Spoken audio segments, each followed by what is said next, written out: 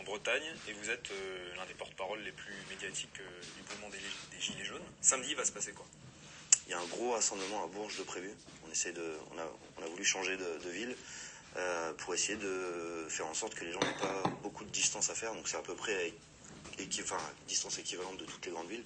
Et puis on voulait une ville un peu moins connue des forces de l'ordre pour éviter qu'il y ait du nassage de faits, il y ait de la tension qui monte. Donc on a fait en sorte que les gens diffusent, qu'on voulait des artistes sur place, de la musique. Qu'est-ce que doit faire selon vous Emmanuel Macron maintenant si on veut passer à autre chose? 90% des gens veulent qu'il démissionne. Alors c'est pas moi qui décide, c'est les gens. Mais je pense que s'il veut que ça s'arrête, je pense qu'il vaudrait mieux pour lui qu'il y ait une dissolution de l'Assemblée nationale. Pour les chiffres, il le fait peut-être par rapport au vote des Gilets jaunes. Oui, c'est une ça. assemblée Il citoyenne. ne sait pas... Comme un gouvernement de transition avec des sondage, personnes après, bon, les trucs de sondage, ça peut être faussé, quelque chose mais de transitoire, mais pas il aurait dû des être plus personnes qui sont précis dans ses chiffres. de la Du République. moins dire la source. Ben voilà. Concrètement, on refait des élections? On fait des élections anticipées. Et c'est super le Des truc élections le sondage législatives anticipées, référendum ensuite Gilets une jaunes. assemblée qui désignerait un président ou on refait une Faut élection partager, présidentielle. On fait une élection Le de truc, il est bien citoyens. fait, Donc, il est bien l'Assemblée, fait comme dans il doit y avoir sa diffusion, il est clair, c'est pas entre guillemets du président. nébuleux, les questions sont simples, ça va pas chercher midi à 14h avec des mots compliqués. Fondamental. Et après, quand tu as voté, tu sais combien de personnes a voté, combien de personnes a choisi. Exactement. Exactement. Mais C'est ce que les gens veulent. Refaire une constitution via le référendum d'initiative citoyenne. Et alors ce référendum que vous appelez de vos voeux, quelles questions on pose? On pourrait poser la question de la destitution d'Emmanuel Macron, de la mise en place ou non d'une assemblée citoyenne, définir les modalités de comment elle se met en place. Est-ce que vous y croyez vraiment à ça, sincèrement? Je pense qu'ils vont pas avoir le choix en fait. Parce que le problème c'est que quand on voit les réactions du gouvernement, ils appellent à l'ultra-fermeté. Le problème de l'ultra-fermeté, c'est Face à l'ultra-violence. Voilà, face à l'ultra-violence. Après, il faut encore définir d'où vient la violence. Quand on va sur les points de manifestation, par exemple, moi j'ai fait tous les actes, toute la journée ça se passe très bien, jusqu'à ce que les forces de l'ordre décident de bloquer. déjà là, dans l'analyse du débat, le journaliste l'a déjà guidé. Il est déjà mort. Quand il dit l'ultra-fermeté face à l'ultra-violence, en fait, il a déjà cadré le journaliste le truc. Il le guide dans un chemin. Le gars, est-ce que je justifie il n'est pas gestes armé Parce que moi, je pour les accepte, faire ce type d'interview.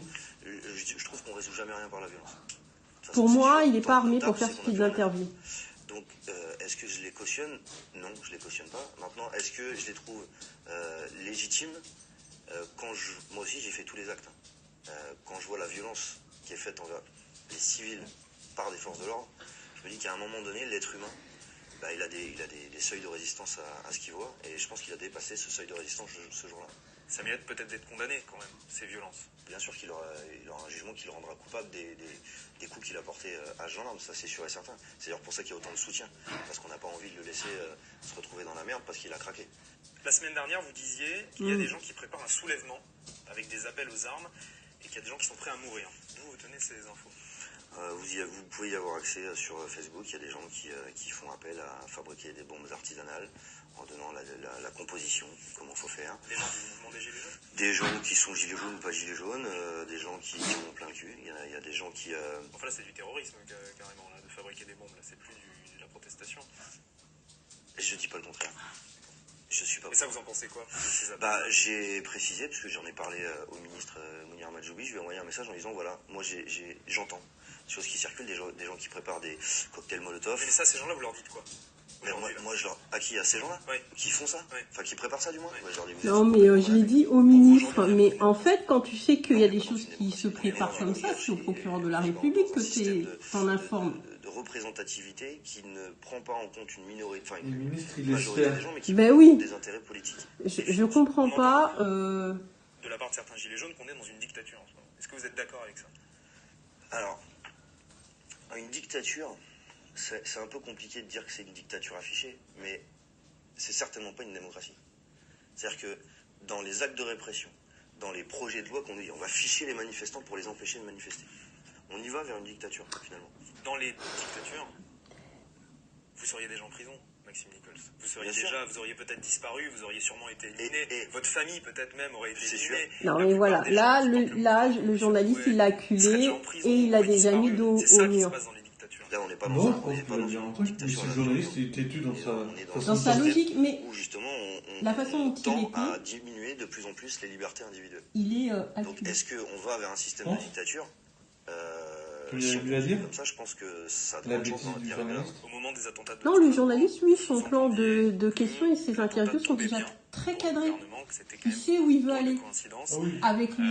Est-ce que vous le pensez? Par contre, moi, ce que j'ai dit, le représentant des Gilets jaunes, lui, il se laisse porter par les questions. J'ai dit une personne qui veut faire un attentat terroriste, qui veut tuer des gens en masse, ça se fait pas dans une petite ruelle de cette manière. Bah la preuve que si.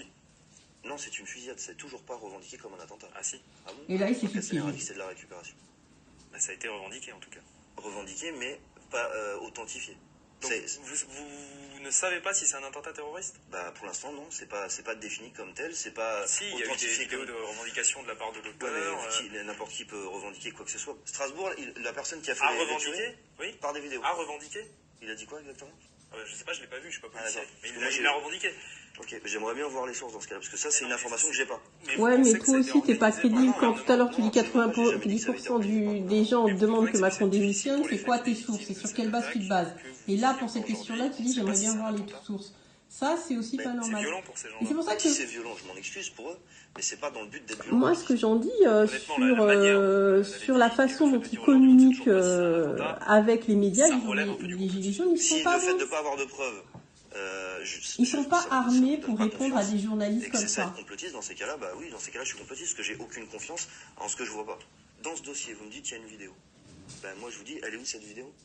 Vous me dites que vous pouvez pas la voir. Je vous crois pas.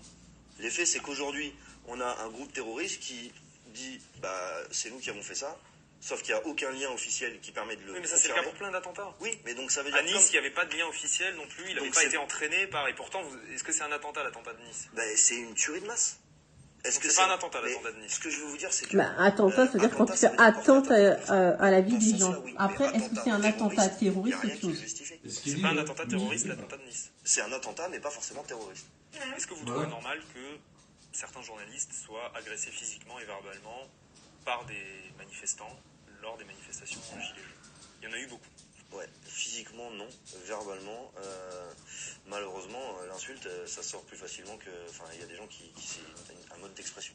La désinformation qui est diffusée sur ces chaînes de télévision, qui sont BFM TV, CNews et LCI, justifie que les gens n'aient plus envie que de la désinformation circule.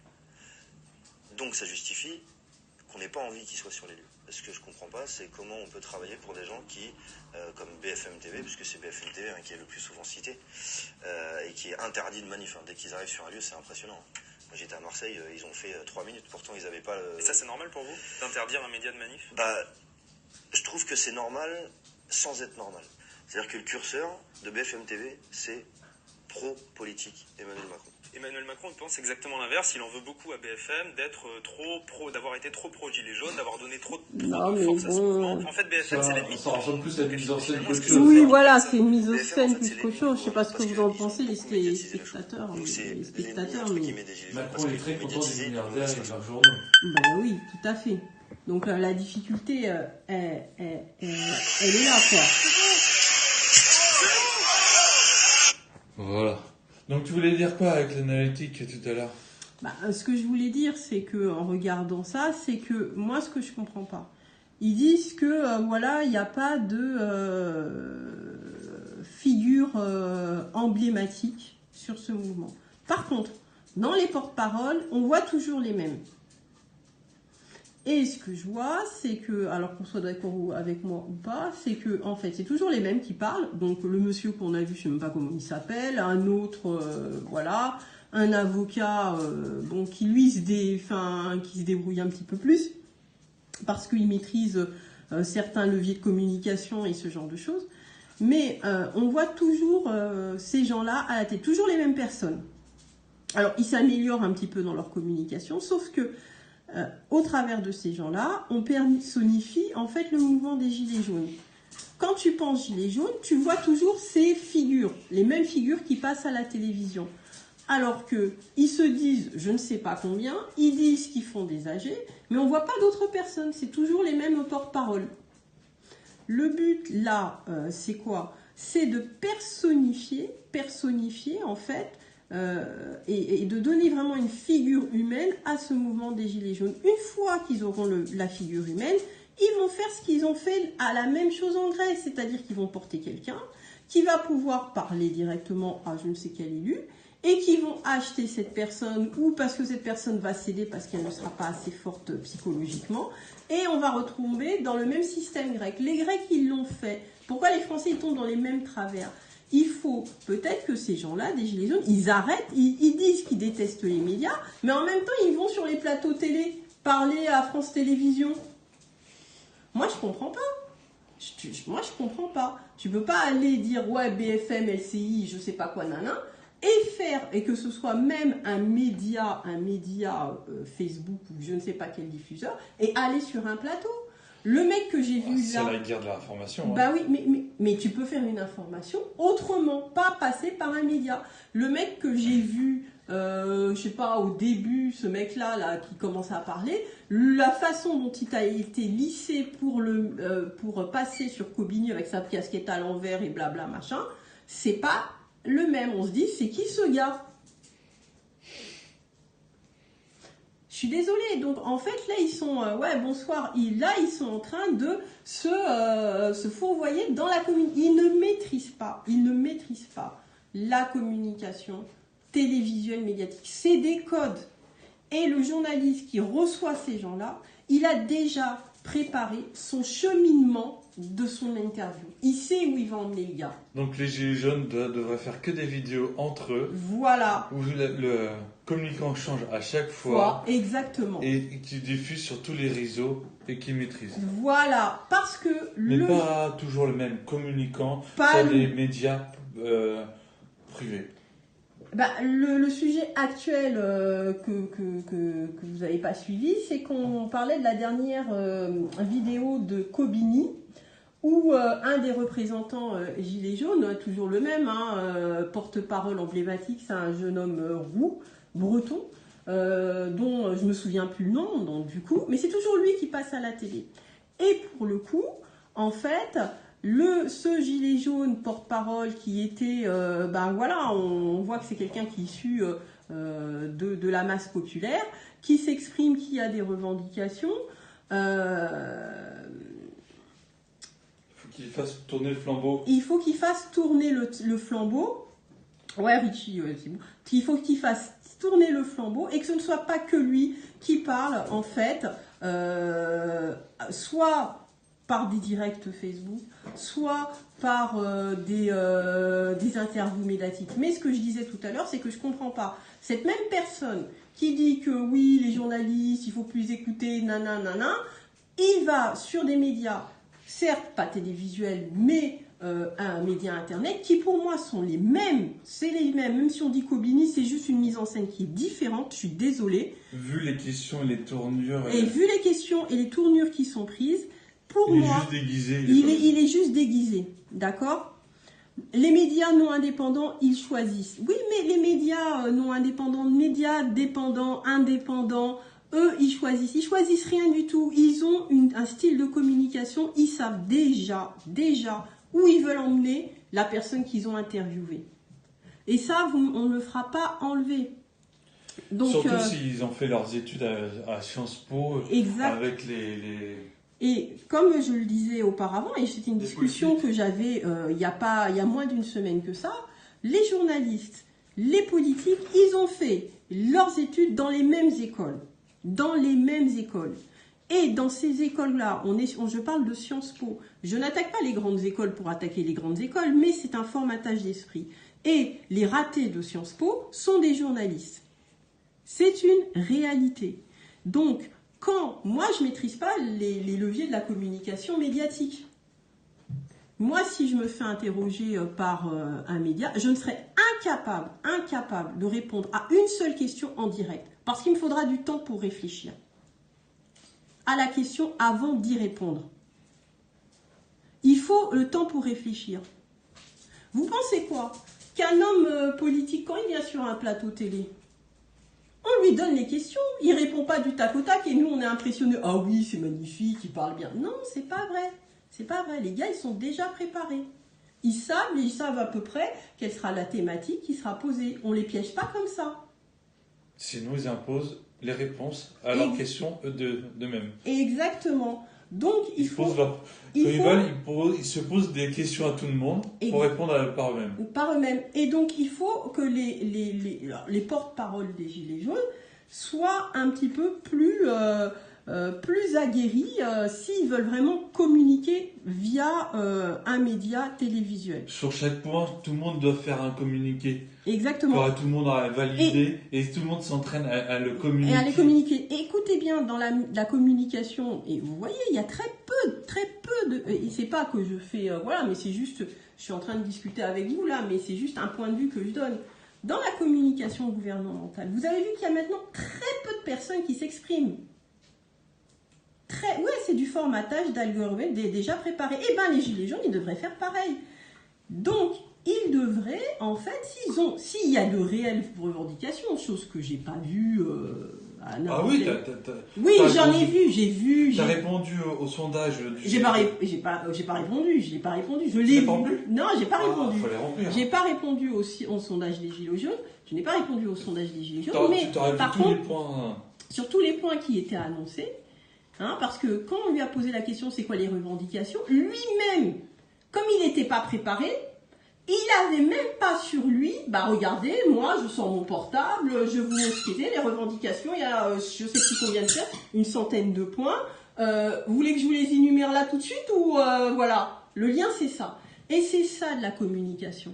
Et c'est pas ce qu'ils ont fait. Donc, il faut que la parole parle, que le porte-parole ne soit pas le même, parce qu'en fait, on voit très nettement le glissement qu'il va y avoir. Personnalisation. Et la personnalisation du mouvement, c'est pas une chose qui est... voilà. Et ne répondre que sur les violences. Si les Gilets jaunes, comme il est dit, les Gilets jaunes ne sont pas, violents ou ce genre de choses, il faut le dire, nous on se détache de ça. Nous on n'est pas venus pour ça. Le sujet... C'est l'indépendance. C'est l'indépendance. Nous, on n'est pas... Les gens qui font des actes, les gens qui tapent des policiers, les gens qui font ça, ils doivent être punis. Il y a une loi, ils sont punis. Donc voilà, c'est ça qu'il faut dire exactement, et pas autre chose. Que la majorité du temps de parole soit sur le RIC et les autres sujets de justice sociale. Voilà, et le temps, la violence, il y a un bonhomme qui tape un policier, qui tape un gendarme, c'est son problème, c'est pas le problème du gilet jaune. Oui, mais ça... En fait, quand il parle d'ultra-violence, en fait, il disait que les gilets jaunes sont ultra-violentes. En fait, ils essayent de dire que les gilets jaunes sont... Bonsoir, Philou 113. Ils essayent de dire que les gilets jaunes, c'est l'équivalent de l'ultra-droite ou de l'ultra-gauche. C'est ça qu'ils sont en train de dire. Ce sont des gens violents qu'il faut éradiquer. Qu'il faut éradiquer. Et c'est ça. Alors que ce sont des Français de tout le monde.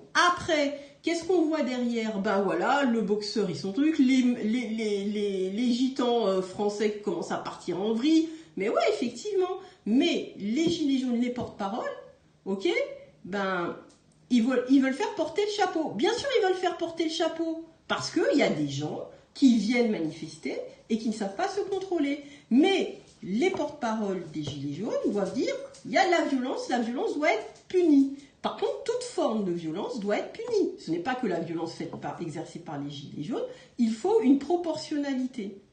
Il faut imposer de pouvoir discuter autre chose que des violences. Que des violences. Parce que, concrètement, sur le truc Kobini, là, on dit médias indépendants, ce que j'ai entendu, c'est qu'on n'a parlé à aucun moment du RIC. Aucun moment du sondage qui passe sur Internet. Il a dit, c'est la manifestation, des cocktails, des bombes artisanales qui, il justifie l'ultra-violence. Il déclare qu'il a été dire au ministre, je ne sais quel ministre, je connais bien le nom, mais qu'il y aura il y aurait des bombes qui seraient fabriquées. Mais mon gars, quand tu sais qu'il y a un attentat ou des risques d'attentat, parce que là on peut parler d'attentat quand on parle de bombes, tu déclares ça au procureur de la République. Tu Tu viens pas le reconfirmer sur une chaîne Kobini. Et c'est là que le gars, il se fait piéger. Et c'est là que le gars, il tombe encore dans le truc en disant que les gilets jaunes, il dit oui, les gilets jaunes ou d'autres personnes qui sont pas gilets jaunes. Bah, je suis désolée. Toi, tu es là pour parler de revendications, du RIC. Tu n'es pas là pour parler des faits qui ont été faits par une personne manifestante lambda qu'on ne connaissait pas. Tu n'es pas là pour parler de personnes qui, peut-être, organiseraient une forme d'attentat. Tu n'es pas là pour parler de ça. Et si même tu savais qu'il y aurait ce genre de choses, tu le déclares. C'est tout. Tu le déclares au service. Mais t'en parles pas. Mais tu n'en parles pas. Ça veut dire quoi? Et c'est pour ça qu'à un moment... C'est un truc, il ne faut pas dire des choses négatives, inutiles. Et voilà, ici, à un moment, il y a des lois pour tout.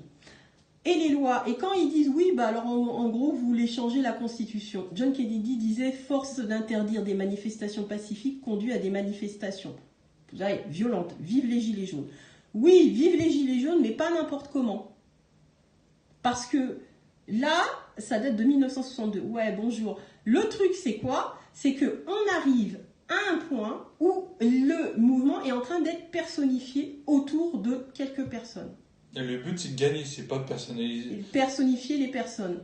Et qui, à la fin, on perd comme on se fait avoir. Mais oui, parce que, voilà. Mais bon, moi, c'était le coup de gueule du jour par rapport à l'actualité. Donc, on reviendra dès qu'on retrouvera des vidéos. Il ne faut pas faire n'importe quoi. Donc, voilà. Mai 68, ils n'ont pas fait avec des fleurs, franchement. Oui, mais attendez. On parle de mai 68. Mai 68, autre époque. Autre époque, autre contexte. Là, on est en 2019.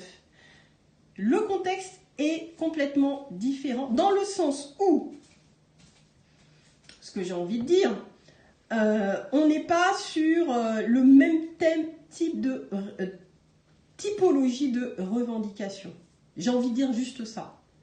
Mai 68, c'est un fait de l'histoire. Là, on est en 2019. Comment l'Algérie a récupéré, c'est une lutte sociale. C'est une lutte sociale, mais une lutte sociale, ok, il faut la mener correctement. Comment l'Algérie a récupéré son pays? Alors là, j'aimerais bien qu'on en parle de comment l'Algérie, je ne connais pas l'Algérie plus que ça. Par contre, mai 68, c'est aussi le pouvoir d'achat. C'est une illusion qu'on a vendue aux gens.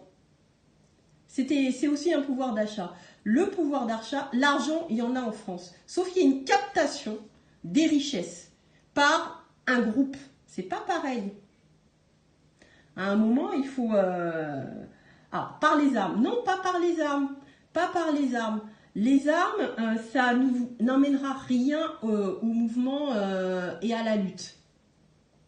30% d'augmentation du SMIC en 68. Ouais, super. Donc là, vous voulez que 30% des salariés soient augmentés. C'est pas ça qu'il faut. Il faut une redistribution légale des richesses.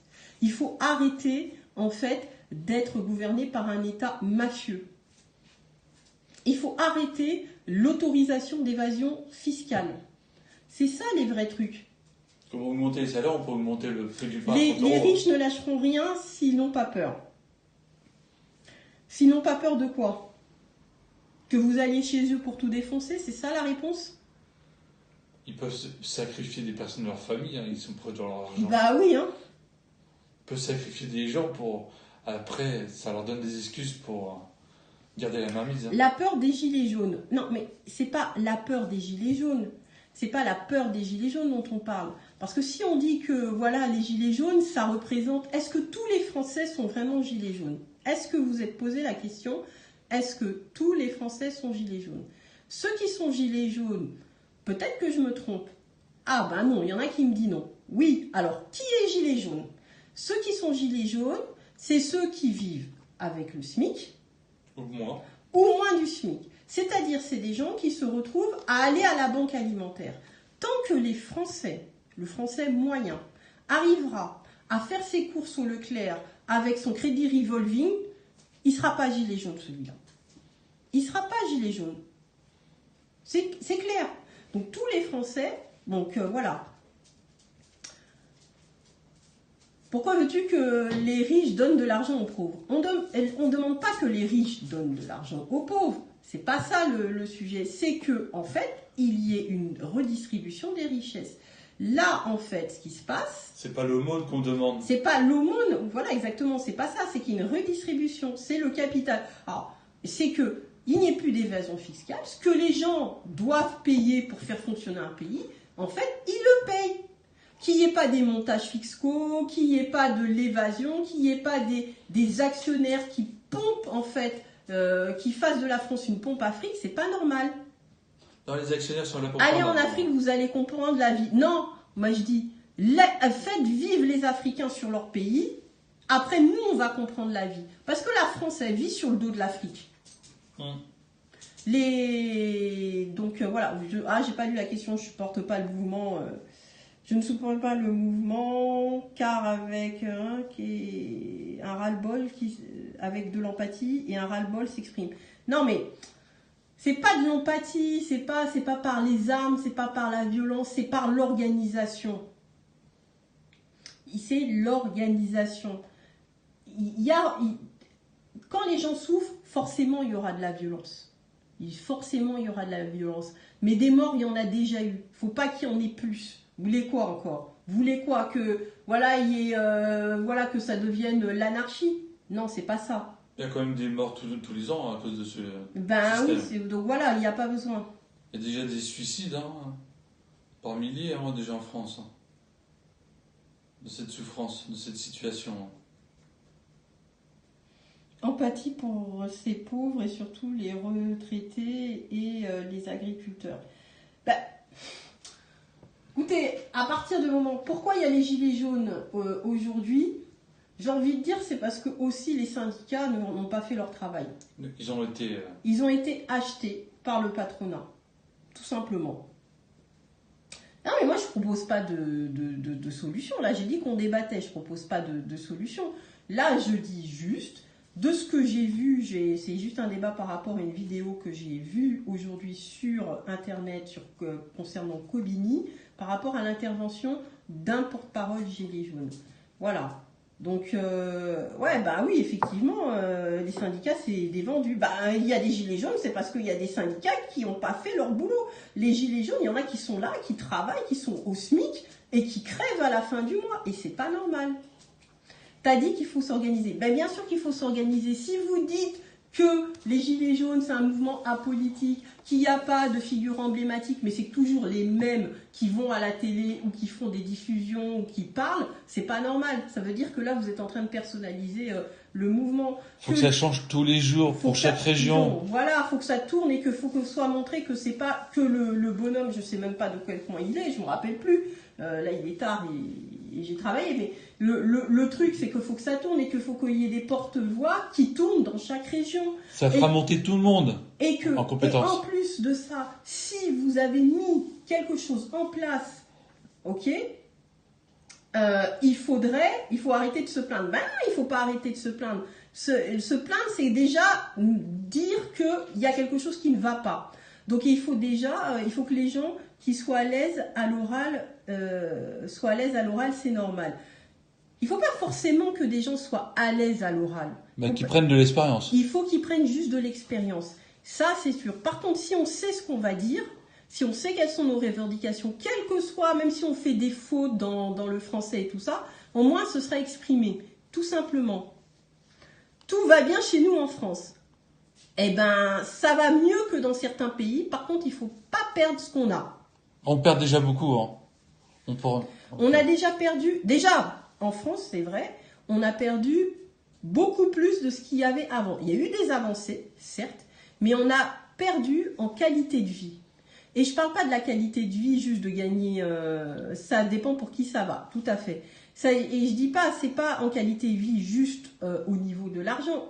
On perd en qualité de vie sur l'environnement. On perd en qualité de vie sur ce qu'on mange au quotidien. On perd en qualité de vie dans les transports qui ont été démantelés. En soins. On perd la qualité de vie pour tout. Là, éducation, tout. Il n'y a pas de... Che Guevara, voilà. Mais arrêtez de sortir des grands principes, arrêtez de sortir des grands trucs. Regardez, on perd, en France, tout va bien. Voilà, si vous voulez toujours vivre à la française, battez-vous pour conserver ce qu'il y a. et de revenir aux fondamentaux. Ça, c'est la base. Donc, voilà, on n'a pas besoin d'un yak pour pouvoir vivre. C'est pas vrai, c'est pas ça. Par contre, l'éducation, l'accès à la culture, les soins, ce qu'on met dans notre assiette, faut pas qu'on devienne comme le Canada où ils mangent que de la merde, ils sont obligés de devenir 100% vegan pour pas crever avec ce qu'ils mangent dans leur assiette. Il faut arrêter. Donc voilà.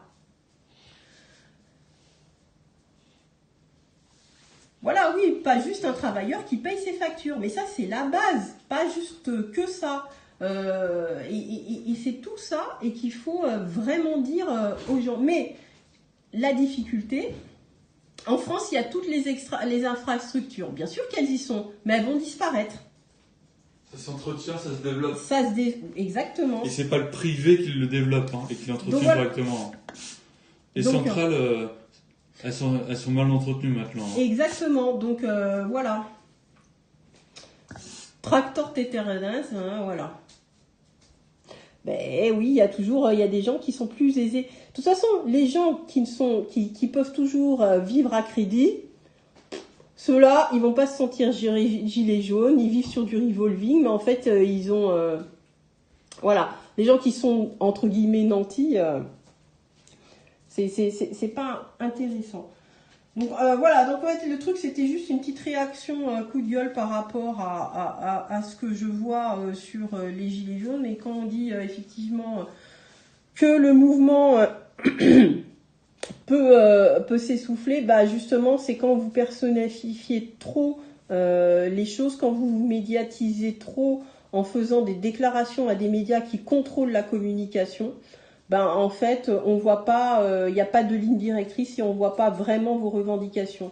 Sur tous les débats télévisés, à part un ou deux, j'ai pas lu une seule revendication réelle concernant le RIC et ce que les gilets jaunes veulent. Bon, maintenant, c'est à vous de savoir ce que vous voulez. Voilà. Par exemple, lire les cahiers doléances. Mais oui, mais on les a pas vus. Déjà, même les gens ne savent même pas où aller chercher les cahiers de doléances des gilets jaunes. Faites des vidéos pour dire où ils sont. Vous avez qu'à les lire, faire des vidéos où vous lisez les propositions. Non, moi je regarde pas BFM TV. J'ai toujours détesté BFM TV. C'est pas mon truc. Donc voilà. Je ne lis pas la presse genre à la con distribuée gratuite dans le métro. C'est pas du tout mon truc. Ce que je veux dire que quand on veut faire de quelle émission je parle? Je parle de l'émission interview de Kobini. Macron, il s'est fait dégager de l'Algérie. Ah bah après, c'est un petit peu normal ce qui lui arrive qu'il se fasse dégager de l'Algérie. La France, elle n'est pas trop appréciée en Algérie non plus. Hein, donc après tout ce qui s'est passé, le divorce a été compliqué. Donc Kobini, c'est sur quelle chaîne? Eh ben Kobini, c'est sur Facebook et YouTube. C'est sur Facebook et YouTube. Kobini, ça s'écrit Kobini. Et puis, il suffit de regarder la vidéo d'aujourd'hui en cherchant un petit peu. Donc, regardez bien. Voilà la vidéo de Kobini. Si vous connaissez la personne, si vous voulez la contacter qui a fait cette interview-là, de toute façon, on apprend de ses erreurs. Hein. Voilà, c'est déjà bien qu'il aille parler à la télévision. Mais il faudra peut-être qu'il s'arme un petit peu plus et qu'il se fasse plus désirer que d'aller sur toutes les chaînes télé ou de répondre trop facilement aux journalistes parce qu'il se fait avoir. Ou qu'il propose des nouveaux intervenants. Exactement. Bien sûr que c'est dur la France, mais il y a pire et il y a mieux, bien sûr. Médias, Internet, ouais, c'est ça, c'est bien ça.